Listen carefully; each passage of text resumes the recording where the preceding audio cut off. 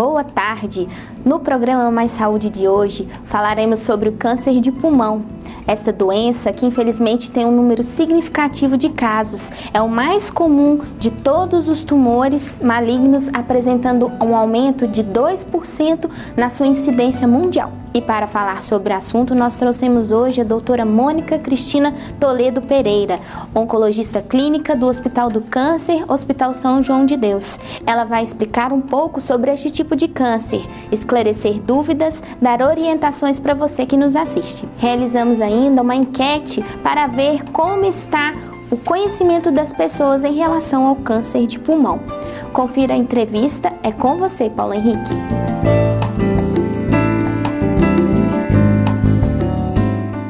Olá, boa tarde, você que assiste ao programa Mais Saúde. Estamos conversando hoje com a doutora Mônica, ela que é médica oncologista do Hospital do Câncer e do Hospital São João de Deus. Doutora, seja muito bem-vinda. Tenho dados aqui do ano de 2008 que falam que mais de 20 mil pessoas faleceram em decorrência do câncer de pulmão, né? Que é um tumor, um câncer que tem um aumento de cerca de 2% ao ano na sua incidência, né, mundial. Em países desenvolvidos, para vocês terem uma ideia, cerca de 13 a 21% das pessoas têm sobrevida de até 5 anos. No caso do Brasil e países em desenvolvimento, esse índice é de apenas 7 a 10%. No final do século XX, só constando que o câncer de pulmão se tornou uma das principais causas de morte que podem ser evitadas. É possível realmente evitar o câncer de pulmão? O que a gente poderia falar sobre esses números tão alarmantes? Boa tarde, fique à vontade. Boa tarde a todos. Realmente é muito alarmante isso tudo que o Paulo expôs aqui pra gente, né? A gente vê que o câncer de pulmão vem a cada ano aumentando as suas vítimas em incidência e, infelizmente, a gente não consegue reduzir a letalidade da doença com eficácia.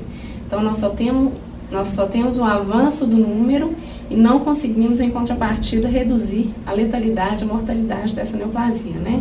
Para todos terem uma ideia, no Brasil, o câncer de pulmão é a segunda neoplasia mais comum nos homens, só perde a incidência, né, em número de pessoas acometidas para o câncer de próstata.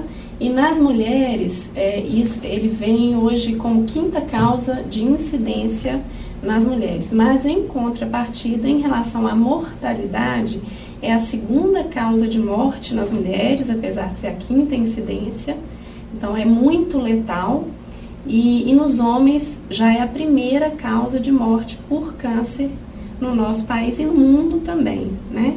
É possível evitar, é muito triste a gente falar que é a neoplasia que mais mata e é a neoplasia mais evitável de todas que a gente tem, né? Porque está muito, muito relacionada, em 90% dos casos, né, relacionada ao hábito de fumar. O cigarro é como o vilão, então. O cigarro ainda é o vilão dessa neoplasia. É claro que tem os outros fatores que a gente vai conversar aqui hoje, né, sobre os fatores ocupacionais, mas o cigarro ainda é o grande vilão do câncer de pulmão. Então, se pudermos evitar esse grande vilão, conseguiríamos aí diminuir a incidência dessa neoplasia dramaticamente e, consequentemente, a mortalidade, né? E falando até da questão da mortalidade, quanto que o câncer de pulmão é letal, a gente até já trabalhou aqui no programa Mais Saúde, falando sobre câncer de próstata, por exemplo, e a importância dos exames preventivos, tanto para homens quanto para mulheres também, né? Então, o hábito do fumo, ele é a principal causa, então, para o câncer de pulmão. Muita gente deve estar em casa e deve estar pensando, né? Eu não fumo, mas o meu marido fuma, ou minha esposa, ou convive com alguém que fuma. É tão perigoso quanto a pessoa que é o que a gente chama de fumante ativo e passivo, né? Que é aquele que está próximo de alguém que tem o hábito de fumar. É tão perigoso quanto ou não tem muito com o que preocupar, por exemplo? É tão perigoso quanto, né? Está totalmente relacionado à quantidade de exposição que você tem naquele ambiente. Então, se a esposa não fuma, mas o marido fuma o dia inteiro dentro de casa, no quarto em que ela dorme, e aí o filho fuma e na hora do almoço ela está tendo aquele contato, né? Além de tudo, ela ainda está tendo contato sem o filtro do cigarro. Então, isso está intrinsecamente relacionado à quantidade de exposição que você tem, seja diretamente pelo hábito de fumar. Então, quanto mais se fuma, maior o risco, E quanto mais se é exposto de forma passiva, também maior o risco. A pessoa que fuma, que seria então o fumante ativo, né? O filtro do cigarro, ele diminui um pouco a toxicidade seria até a palavra, né? Ele diminui um pouco a quantidade de componentes tóxicos que a pessoa ingere, mas ele também não evita, ele continua prejudicial, né, sabiamente, da mesma forma, então. Muito pouco, mas não evita de forma nenhuma, né? Tanto que a gente tem essa incidência aumentada pelo cigarro. Então, não confiemos no filtro, não existe forma de evitar continuando a fumar, né? E quem não tem o hábito direto, ainda tem esse outro fator de não ter o filtro aí, de estar ingerindo aquelas substâncias ali, inalando aquelas substâncias, né? De forma direta.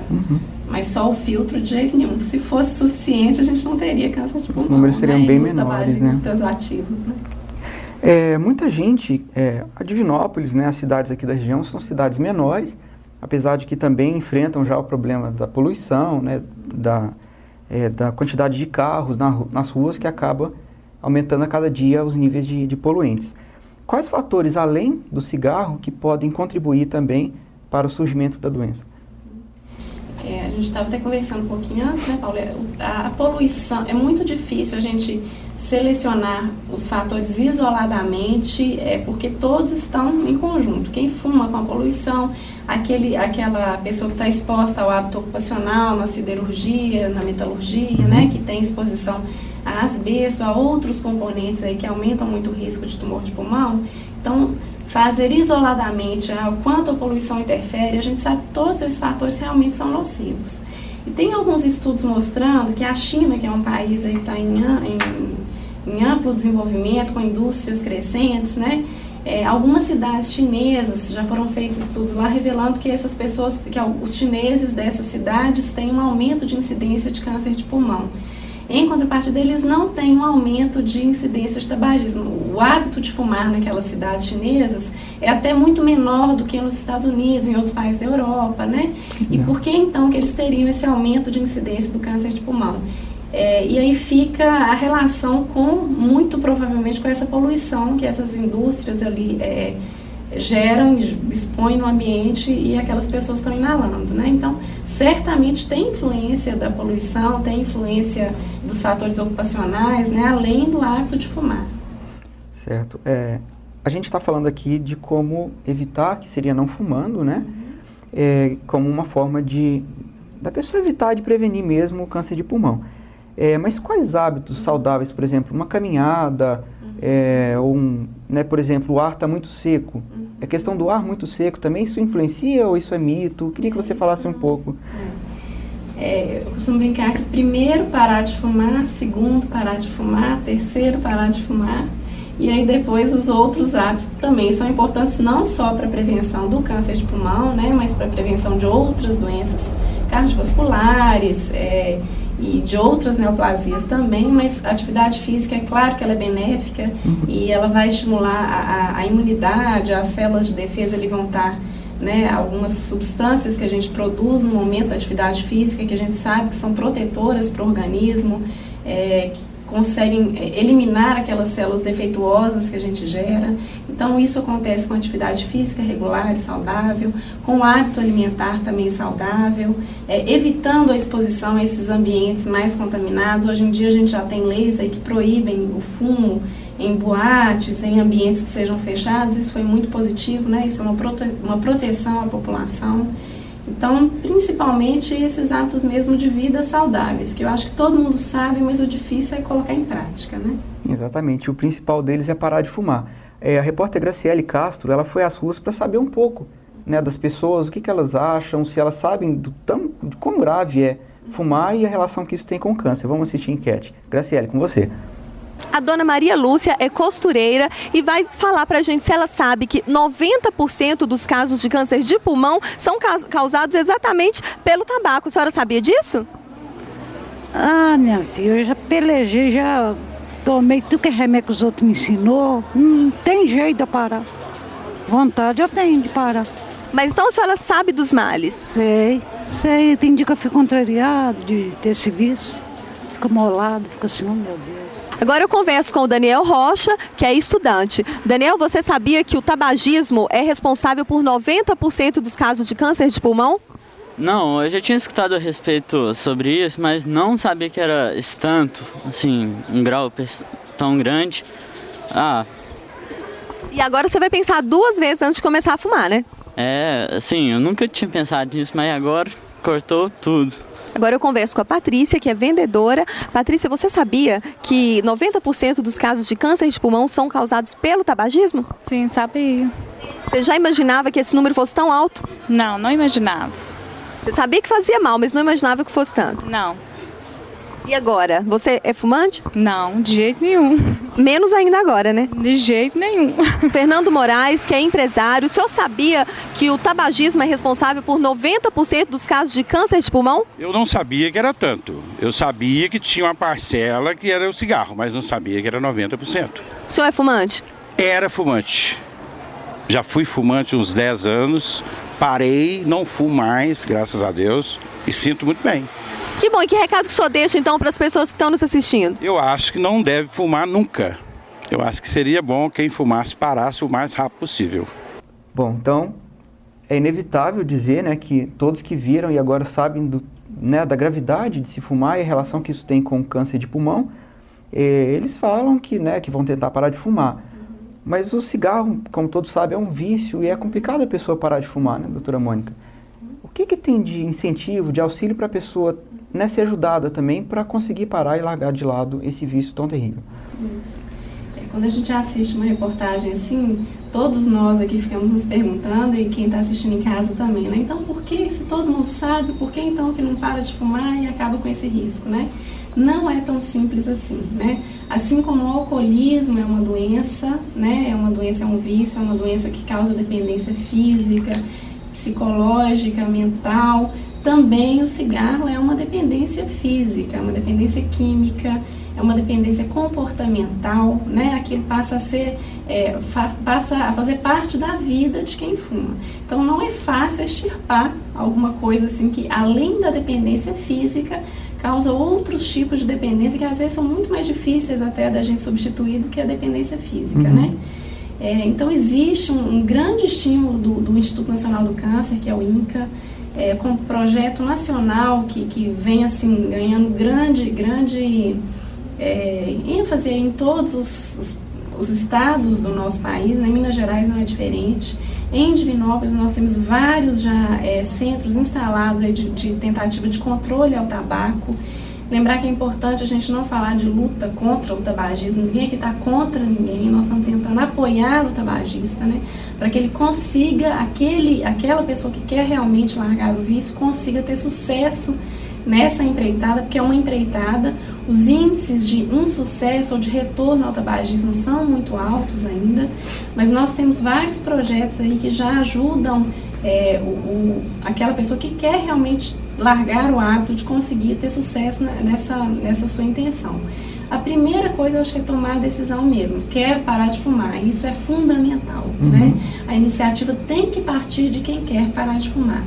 Existem medicamentos que nos ajudam a controlar os sintomas da abstinência, mas não existe nenhum milagre, nenhum medicamento mágico que vá falar assim, ó, toma isso aqui que você nunca mais vai querer fumar. Isso não existe. Então, a vontade da pessoa é a primeira e mais importante, o primeiro ponto, né?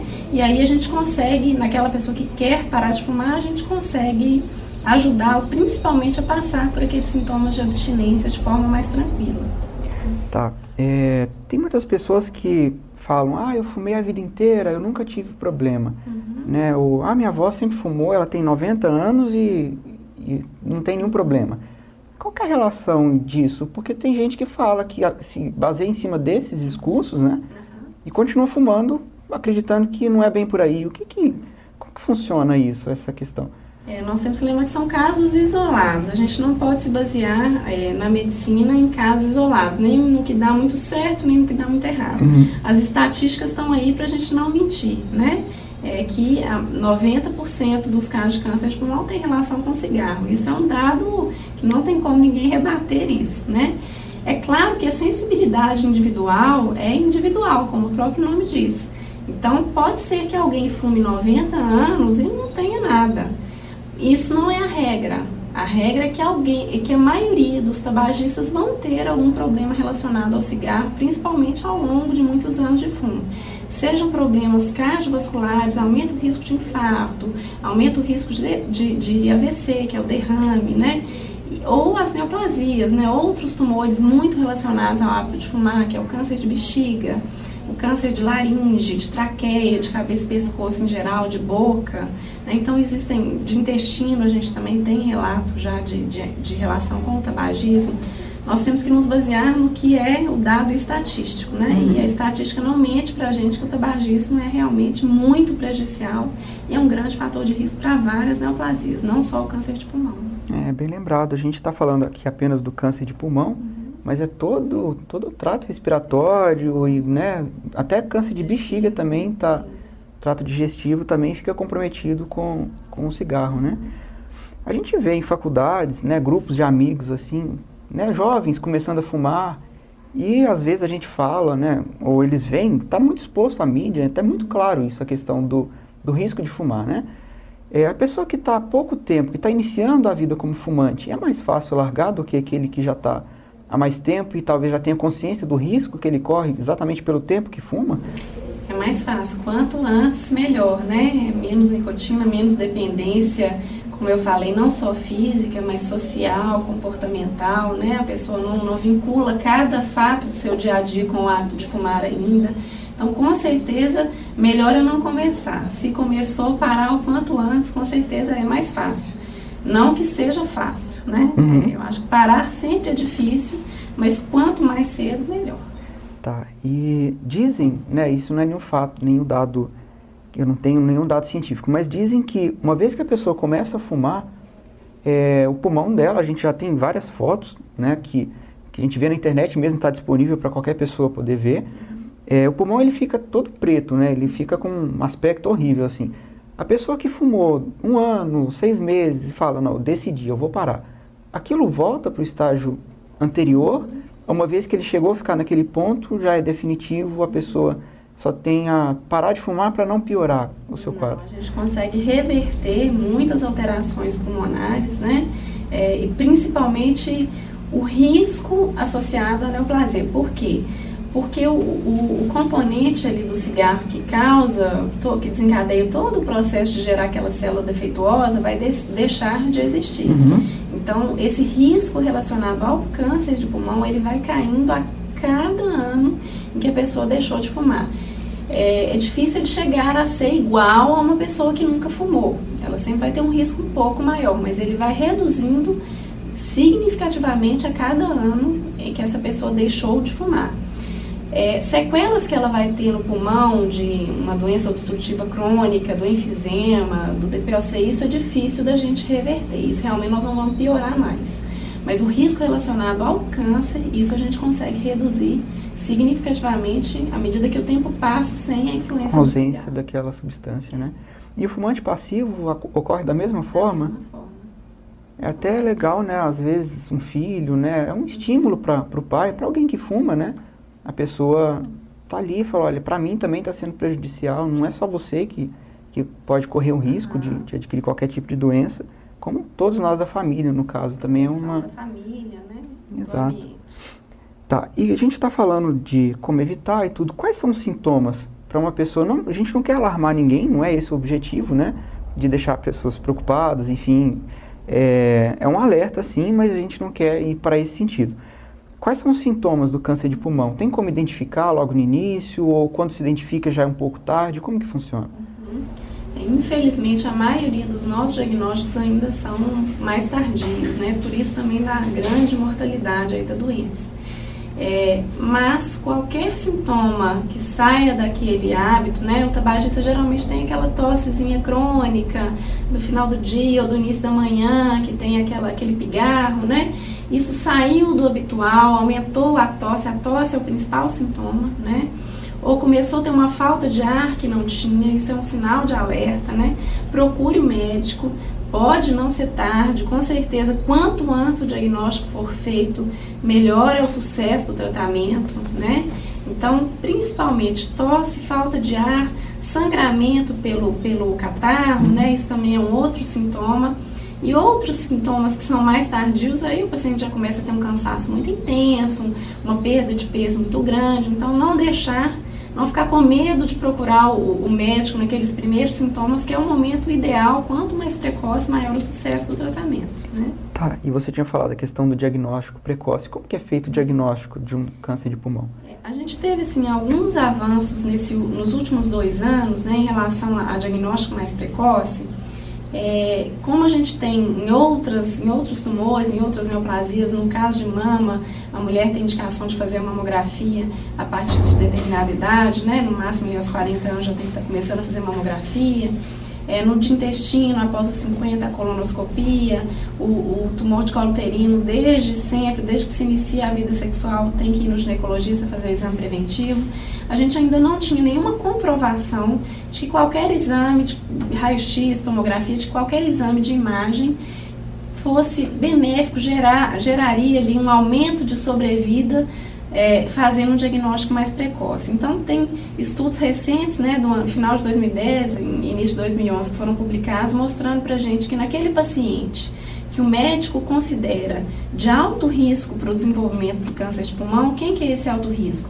É o paciente que fuma há mais de 20, 30 anos, mais de um maço por dia, que já tem algum sintoma respiratório, né? Esse paciente deve ser submetido a um exame de tomografia pelo menos uma vez por ano, porque a detecção daquele nódulo de forma precoce, se tiver um nódulo detectado, pode evitar que o tumor seja diagnosticado de forma tardia e gerar um tratamento curativo, né? Mas então, assim, não é tomografia para todo mundo. O médico é que vai ter esse critério de indicar para aquele paciente que ele considera que seja de alto risco, né? Lembrar que a tomografia também tem as suas consequências, usa o contraste, tem a irradiação, então tem que ser muito bem indicada. E hoje a gente já tem, então, alguma pista de como tentar detectar mais precocemente naqueles pacientes que são de alto risco. O diagnóstico, em geral, vai chegar naquele paciente sintomático, que chegou no seu consultório por queixa, geralmente no consultório do pneumologista ou do clínico, né? Quando chega no oncologista, normalmente ele já chega com o diagnóstico, né? Na maioria dos casos. E vai ser com raio-x, tem uma alteração no raio-x que, se tem dúvida, o paciente vai ser submetido a um exame mais detalhado, que é a tomografia, e aí vai para uma biópsia, seja ela através de um cortezinho que a gente faz no pulmão, aqui no tórax, né, tudo com anestesia, no bloco cirúrgico, seja com broncoscopia, que é um exame que é feito por dentro da árvore respiratória e colhe um pedacinho daquela lesão lá. Então, o final tem que gerar uma biópsia de alguma forma para que a gente tenha certeza do diagnóstico e consiga instituir o tratamento. Né? E no caso de um diagnóstico positivo, né, realmente é câncer, como é feito o tratamento? Aí o tratamento vai depender muito do estágio daquela doença, né? Existem aí 3 modalidades básicas de tratamento hoje do câncer de pulmão. A cirurgia, que vai estar indicada, vou falar bem amplamente, porque seria assim, não tem como determinar, né? Nesse tempo que a gente tem, né, é muito difícil, mas assim, a cirurgia para aqueles casos que são mais precoces, mais iniciais, paciente que tem uma lesão pequena no pulmão, ela não foi para nenhum outro local do organismo, né? Naqueles casos que são um pouco mais avançados, a gente pode lançar a mão da radioterapia junto com a quimioterapia, ainda nesses estágios, mesmo a gente considerando que não sejam mais operáveis inicialmente, a gente pode atingir até mesmo a cura da doença em alguns casos, né? Claro que esse índice de cura sem cirurgia é muito pequeno, mas a gente ainda pode conseguir. E naqueles casos em que a doença realmente já está muito avançada, que já foi para o fígado, para o pulmão, que o tumor já se espalhou, né, que a gente chama de metástase, nós vamos ter tratamentos que são com o intuito de controle dessa doença, um tratamento já paliativo, tanto para melhorar a qualidade de vida do doente, para melhorar a sintomatologia, a falta de ar, as dores que o paciente vai ter, né? Quanto para aumentar o tempo de vida que ele tem e sempre visando a qualidade de vida. Um aumento de tempo, mas visando sempre a qualidade. Né?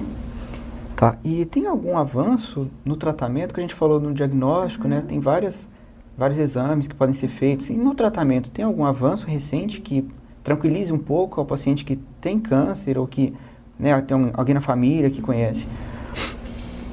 Assim como toda oncologia, felizmente, o os tumores de pulmão estão aí dentro também, tem tido avanços assim, grandes nos últimos anos, né? Mesmo para aquela doença muito avançada, os casos de tumor metastático. E nos últimos 2, 3 anos a gente teve vários avanços em relação ao tratamento do tumor de pulmão. Em subtipos específicos, a gente tem conseguido encontrar mutações relacionadas à origem desse tumor, principalmente naqueles casos em que o tumor não é relacionado ao tabagismo. Isso é mais comum em mulher, né? Tumores de pulmão, câncer de pulmão não associado ao tabagismo, que tem algumas mutações genéticas que a gente consegue já detectar. E já conseguimos estudos aí comprovando a eficácia de drogas novas, o que a gente chama de droga-alvo, que tem sido assim, muito falado ultimamente em oncologia. Em câncer de pulmão isso não é diferente, nós já temos drogas-alvo hoje para determinar, assim, que já se ligam diretamente naquela célula do tumor e matam a célula isoladamente, sem comprometer muito, sem dar muitos efeitos colaterais, como uma quimioterapia. É claro que para alguns casos muito restritos, em que a gente consegue pesquisar e realmente encontrar essa mutação, né? E para os casos mais avançados, já de doença já incurável, mas a gente tem tido muito sucesso no controle dessa doença naqueles pacientes que têm essas mutações. E já é algo que a gente consegue incorporar na nossa rotina, e não é tão disseminado ainda, porque são poucas mutações que a gente encontrou até o momento, e a minoria dos pacientes é que tem essas alterações. Mas felizmente a gente tem caminhado de forma bem satisfatória nessa área também. Bom, que legal. Bom, então para você que nos assiste, eu conversei com a doutora Mônica Cristina Toledo Pereira. Ela é médica oncologista no Hospital do Câncer, Hospital São João de Deus.